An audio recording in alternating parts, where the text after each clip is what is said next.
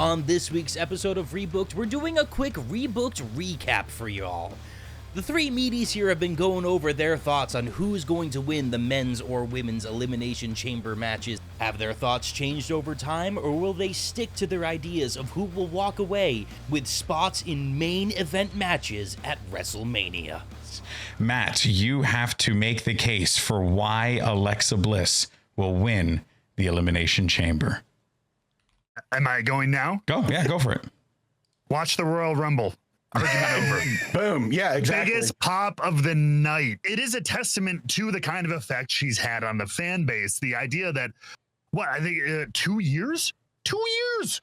Yeah. Dude, I remember growing up as a fan, and when, for example, when Triple H tore his quad, and was gone for 7 months in 2001 that or whatever, felt like generations. Forever. Generations. And he's back. Yeah. And going into the Rumble. Oh my God.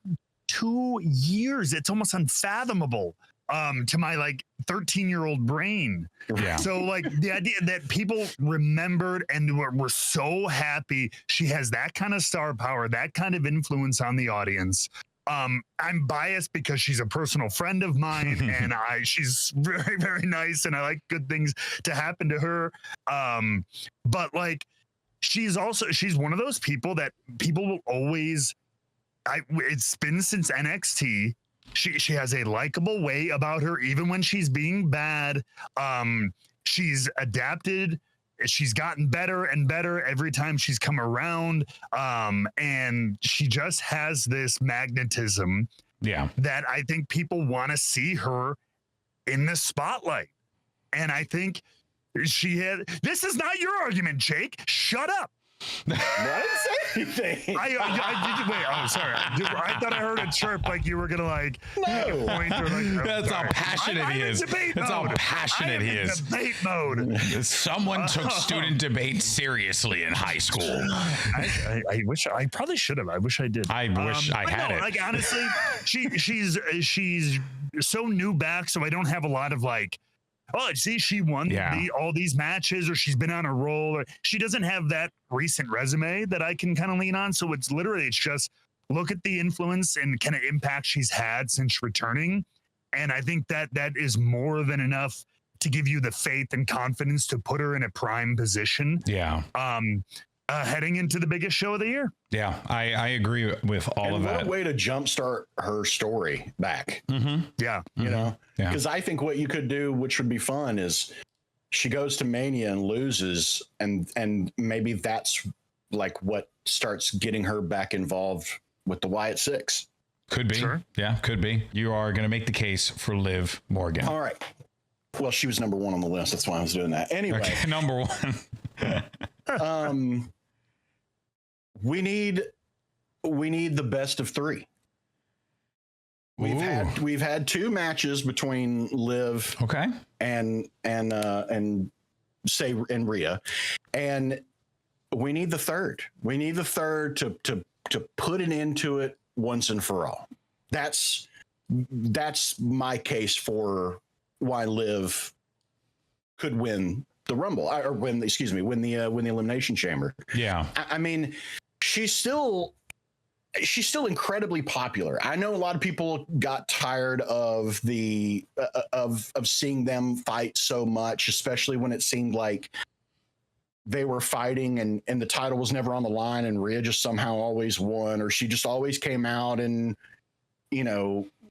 beat the shit out of everybody and left, so it never really felt like much of a competition. But this would end it for all intents and purposes. Yeah. And I know people are going to be like, well, but that's just the same as Jey Uso and Gunther fighting, right? Because we just saw them lose, and we just saw. Yeah. But like I said, this is it. And I think maybe we could have some kind of Rhea's okay. I'll fight you this last time, but this is it.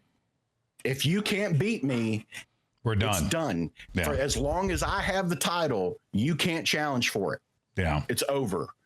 Something like that. I could also see this going. I could see this being I could see it being a cage match or something like that. To keep Raquel out Yeah. Or to keep other members of and you get something different, right? Because you're going to get, and you get something because you're going to get 4 singles matches, right? Definitively on the card.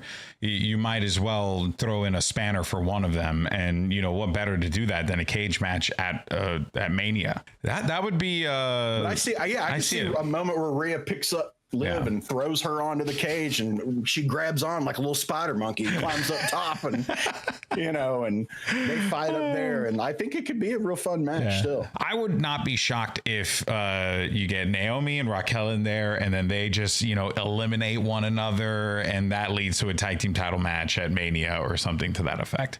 I could see that being the case. That said, though, how cool would it be if that happens, but Bianca Belair wins, and she wins the Elimination Chamber? And this time around, she's like, you know what? I'm going to go for the belt that I haven't held yet. She goes for the World Heavyweight Championship, right? Because what's her face? Charlotte already picked Tiffany Stratton, because you're going to get that whole, you know, generational conflict like you were talking about, Jake. But with Bianca Belair, you get like literally a marquee matchup. This is like your 2 best performers in the company. Like in ring, you will be hard pressed to find 2 better wrestlers than Bianca Belair and Rhea Ripley. Can you imagine them and just going? Like, it's like Io Sky and Rhea Ripley, right? That's another banger of a matchup on the horizon.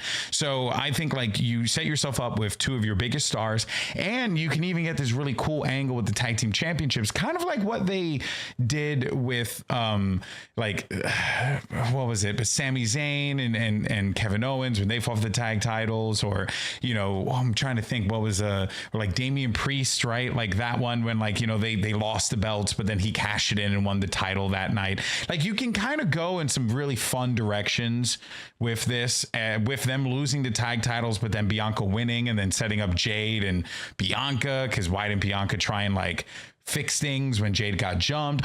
Turns out it was Naomi the whole time. You know what I mean? Like, come on, there's so much there.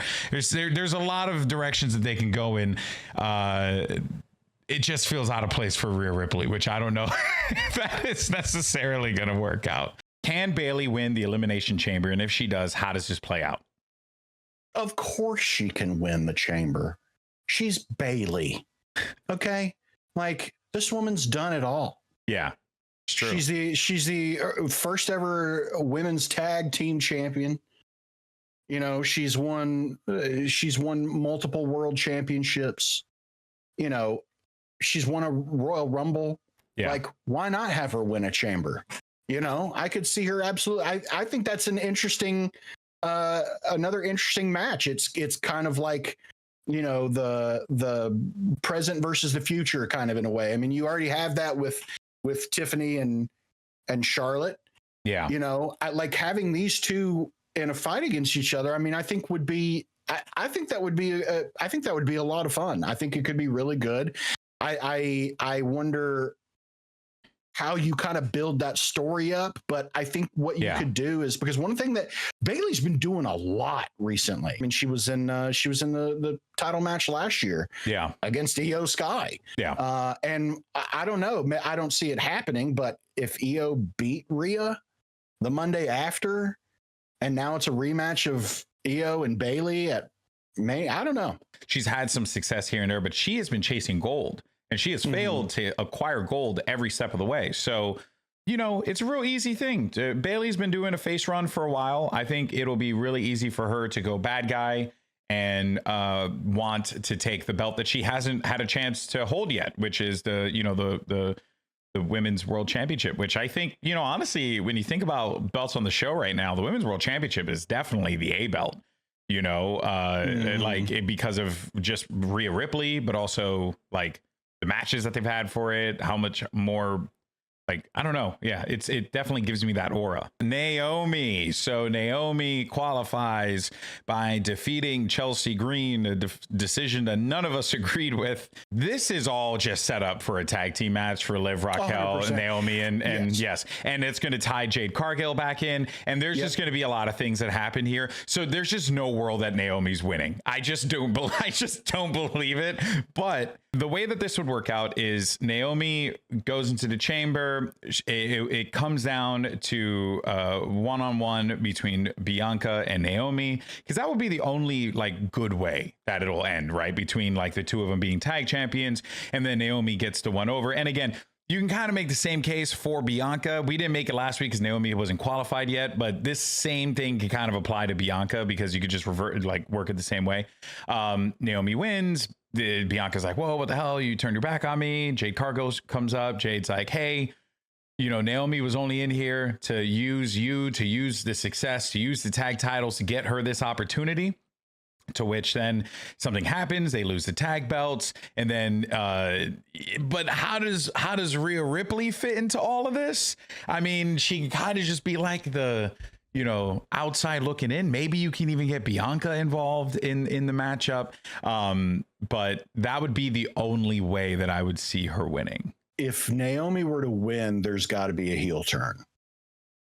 Personally, I feel like because I long suspected that she might have something to do with Jade's injury, which now we've seen that it was Liv and Raquel. Which I didn't like that, by the way.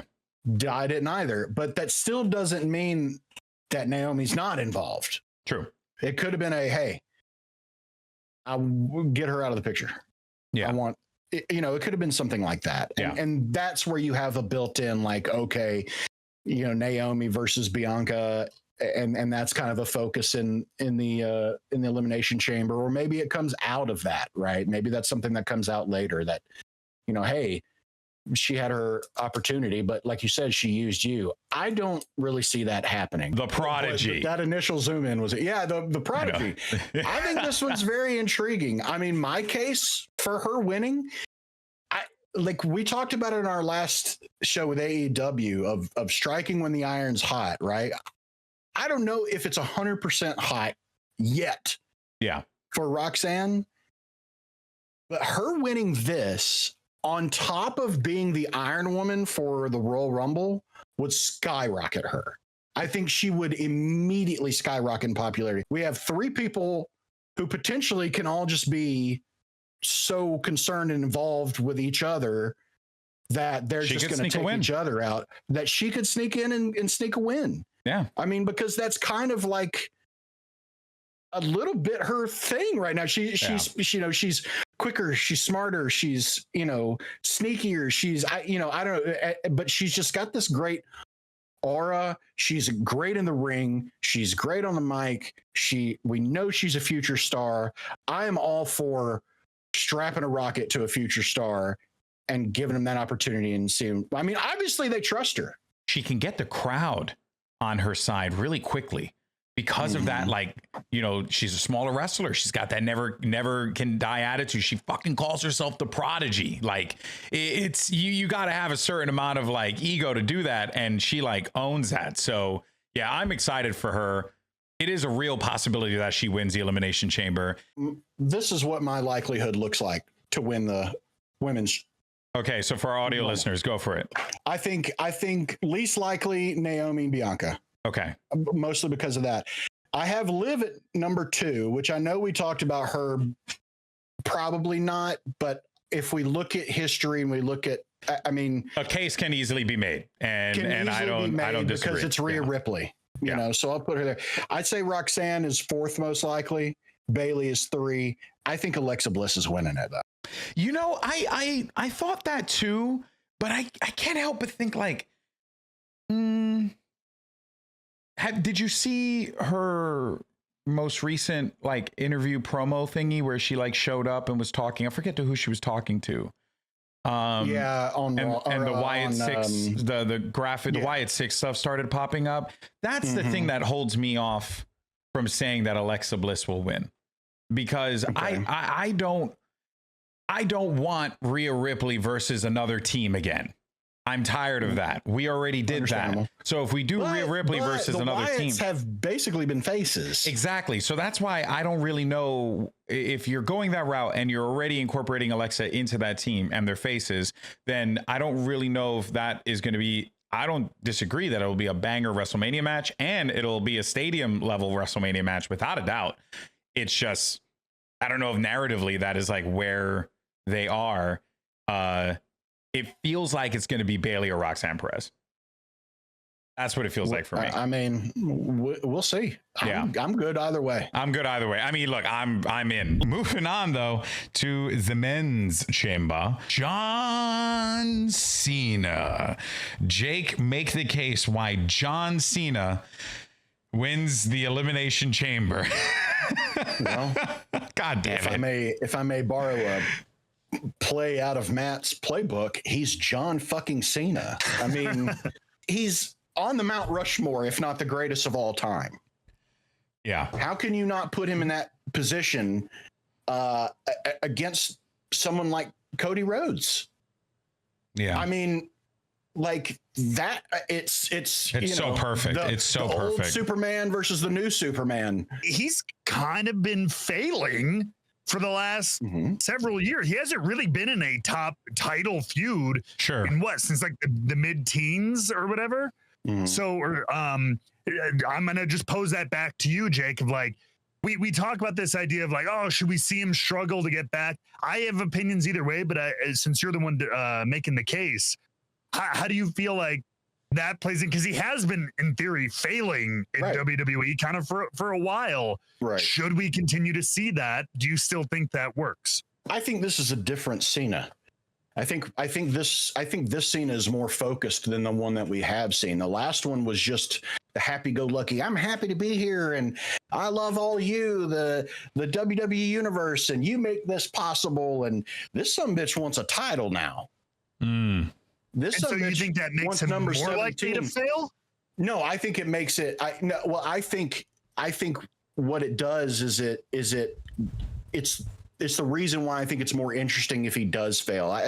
It's not saying that he wasn't trying or giving any effort then, but like he's now is driven by that number 17. So now that he is putting in that effort and he has that focus and that drive, now it's interesting if he continues to fail. Yeah.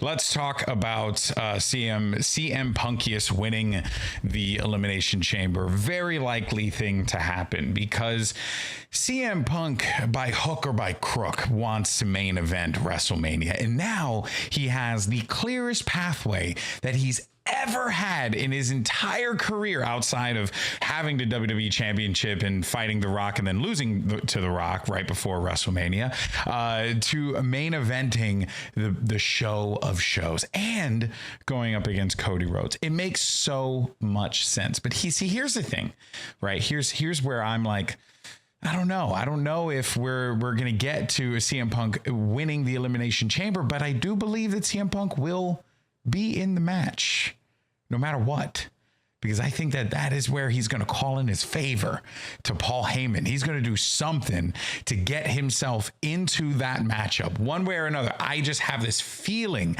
that it's going to be John Cena, CM Punk, and Cody Rhodes in the triple threat for the title because he needs to be in the main event. So I do believe that no matter what, CM Punk's going to find his ass in that matchup, whether it's by winning the Elimination Chamber or by cashing in a favor, because and how does Paul Heyman do that? God knows. But, he's on the video game box, so he might have some pull. But that's not the argument we're making. We're making the argument for winning. Yeah. He could win.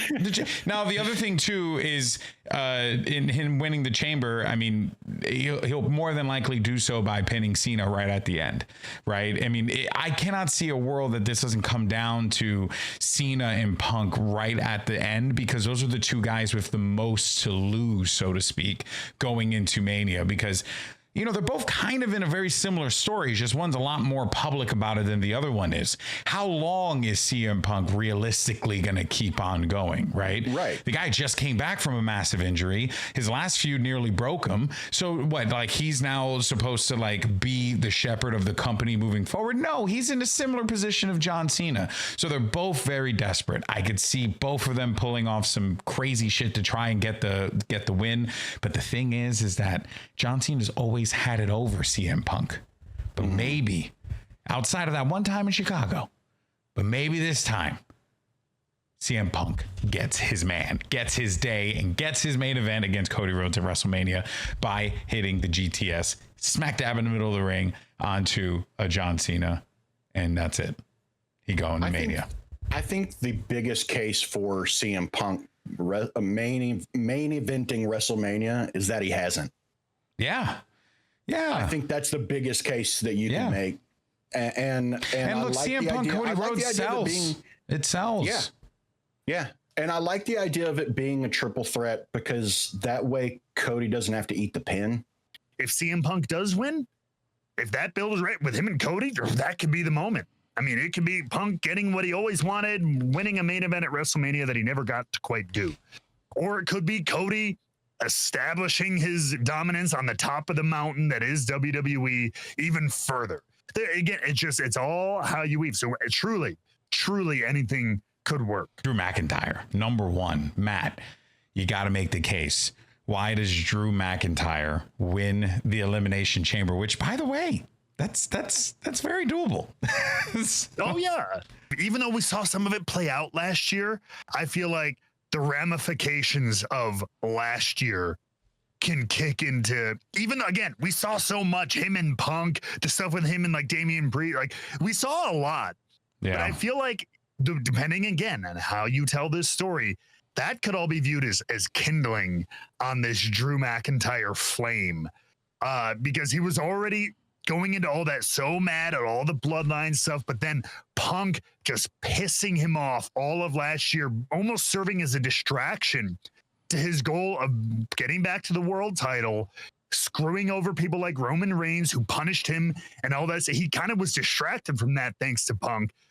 Settled that, didn't go in his favor, so he's even more pissed off, and hasn't gotten to settle his stuff with everybody, really. He is still a burning fire, and I think now is in prime position to make everybody pay. I mean, he has that same almost fire that that Seth had towards, that Kevin has towards Cody of like the bloodline shit. We're still close enough to it where you could tie a little bit back to it without it being overplayed. We're approaching the point where we have to start leaving it behind. Yeah. But like after everything you fucking did to overcome that stuff, that guy, he did all that crap to me too when I was trying to win the world title, and you teamed with him. You're on this War Games team with him and all this stuff. You freaking moron! And then everybody get in the way. He's punishing Sami Zayn. He punished everybody on that team. All this stuff. So like, again, as much as we saw Hater Drew and all that last year, I think that could be kindling on a fire that just sends him rampaging. And you know what? I would love to see I don't think many people would agree with me, but you take that again, you write it the right way. Drew pins everybody in that chamber. Oh. Ooh. He just like some of them might be kind of hooker by crook, a lucky situation, whatever, but like Drew goes on a tear and then Claymore's the head off of CM Punk or something to end it all. And it's the Drew McIntyre Revenge Tour, finally on track, like Liv Morgan had with Rhea last year. Yeah. It's his turn to finally do that. But then imagine how delicious it's going to be when CM Punk calls in his favor and makes that a triple threat. Oh, shit, dude. I didn't even think about that.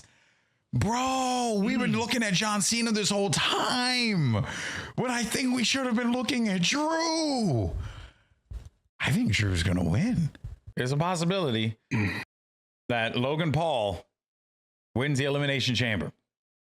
How he does it, I mean, it's Logan Paul, so you probably would expect him to use brass knuckles and cheat or do something silly. I know this goes against the game. I just don't think he has a snowball's chance in hell of winning. They would be crazy to have him fight Cody at WrestleMania. He's a name. Yeah. As much as we may not like it, he's a name. He's a name. Yeah. Is he a draw? I feel too biased to answer that. Honestly though, really Putting bias aside, I don't know if people are buying tickets to a wrestling show to go watch Logan Paul, but I know people are watching the clips of Logan Paul, which that is more of his value to them than it's a better way to stomach Logan Paul anyway. It is in small. It is because his whole thing is he is a bad guy, so he's going to get booed. So you're not really gonna, if you like Logan Paul, you're not gonna like show up and cheer for Logan Paul because everyone's gonna look at you like, what the fuck is wrong with you? You know, like it's not gonna be like the best. I don't know. I might be thinking too much into it. I mean, but I also, even if you put him in that match, I just don't. I don't see any world. Yeah. Where he wins. And I would suspect that CM Punk is probably going to be the one that eliminates him. Because they've been having some interesting run-ins. So we'll see how that plays out for sure. Damian Priest. So Damian Priest is most definitely been like, I like what they're doing with him on Raw. I like, or excuse me, on SmackDown. I like how it's like, oh, you know, I'm here to do my thing. I'm here to take over, and you know, no gangs, no groups, nothing. I'm just here to do it on my own. I like that. Could Damian Priest win? Without a doubt. Would it be a sick match, him and Cody for the title? 100%.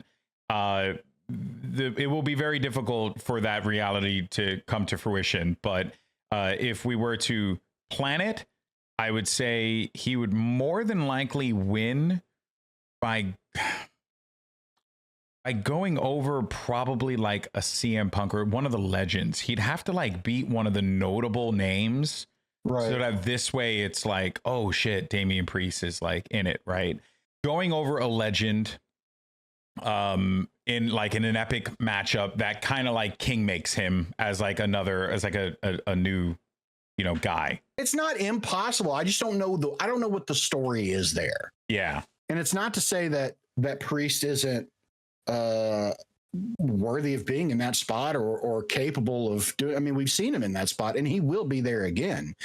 I don't know. Yeah, if it's right now. I don't know what the story is for him and it's a tough sell. It's a tough sell. Yeah. Without a doubt. I couldn't agree more. Let's make the case for Seth Rollins here. Real quick. I think, you know, this is a fairly easy one considering the history that Cody and him have. I wouldn't mind it. I actually think it would be very good. I think it would be incredible. Yeah. Yeah. I mean, we have history between the two of them. Seth basically helped Cody win. I mean, not basically, he did. He helped Cody win the title that he holds now. Yeah, exactly. And, you know, and Seth is dying to be the guy. You know, he's dying to be the guy again. And I think it would be great. I think it would be really good. A story of a desperate Seth Rollins wanting to be the guy to take the belt away from the person who he helped win it. I was the guy. I was given the reins before you were. Yeah. I was the guy. I was Triple H's guy. And then you came in here and got handed all this shit. And not only did you get handed it, but I helped hand it to you. You know what's still lingering for me, man? It's CM Punk's favor with Paul Heyman, because I know that like it doesn't make a lot of sense, but like how. Because if Seth were to win, and then because I think a triple threat between CM Punk, Seth, and Cody would be crazy. That would be crazy if they were to pull that off, because there's a really good story that you can tell there of three desperate men wanting, you know, CM Punk wanting the belt and main eventing WrestleMania. Seth Rollins wanting to be the guy, Cody holding on to being the guy. You could do it and it would be sick. And then but then it's also like, but then I forget about John Cena. And it's like there's also that John Cena story too. What do you do, Jake? Here's who I think is most likely to win in order. First, Logan Paul is number 6. Yes, of course. Okay. He's the lowest. Number 5, I think, is Damian Priest. Yeah. All right. 4th most likely, Drew McIntyre. Okay. Okay. 3rd, Seth Rollins. Okay, Rollins. All right. Okay. Okay. Number 2, John Cena. I mean, you can't see him. And then number 1 is CM Punk. I think that's the order. Yeah. Of most likely to least likely to win the chamber.